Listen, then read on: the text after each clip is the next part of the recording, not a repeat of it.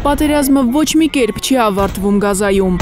Իսրայելի բանակն այսօր հայտարարել է, որ վերականգնել է 3 խախտված հրադադարը։ Իսկ պաղեստինցիները սգում են Գազայի կենտրոնում Ցահալի հարվածներից զոհված 45 մարդու մահը։ Զոհերի թվում լրագրողներ կան։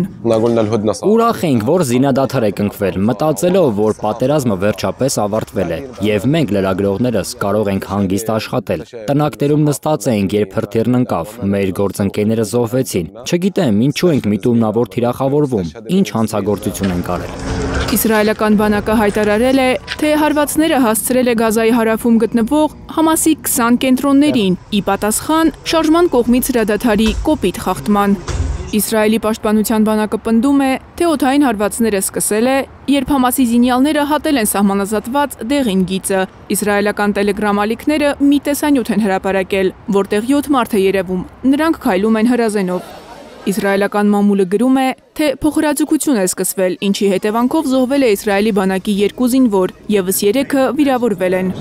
Միացյալ Նահանգների նախագահն արագ է արձագանքել Գազայում իրավիճակի սրմանը։ Ֆլորիդայից Վաշինգտոն ճանապարհին ինքնաթիռում Թրամփը կարճ զրուցել է լրագրողի հետ։ Ինչպես է արձագանքում Գազայում Իսրայելի հարվածներին։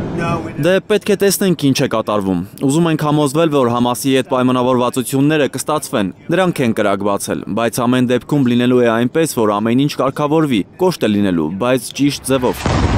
Համասը հերքել է սահմանազատված գիծը խախտելու մասին Ցահալի ու Թրամփի պնդումները, դրանք անվանելով հրեական քարոզչության մի մաս։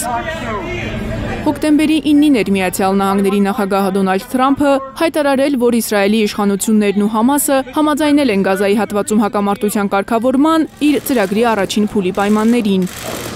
Հոկտեմբերի 13-ին Միացյալ Նահանգների, Եգիպտոսի, Թուրքիայի եւ Քաթարի առաջնորդները Շարմ էլ-Շեյխում խաղաղության գագաթնաժողովի ժամանակ ստորագրեցին համաձայնագիրը։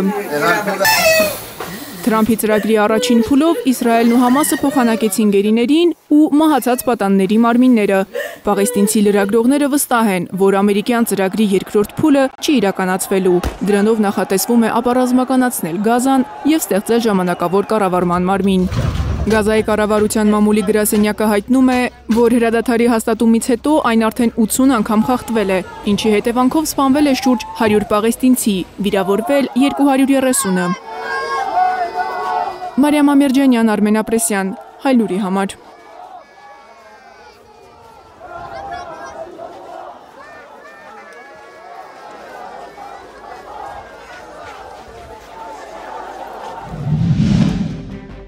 Հայաստանում եւ աշխարհում տեղի ունեցող իրադարձությունների մասին առաջինն իմանալու համար բաժանորդագրվեք մեր ալիքին, սեղմեք զանգակը, որ բաց չթողնեք ամենահրատապը, ամենակարևորն ու հետաքրքիրը։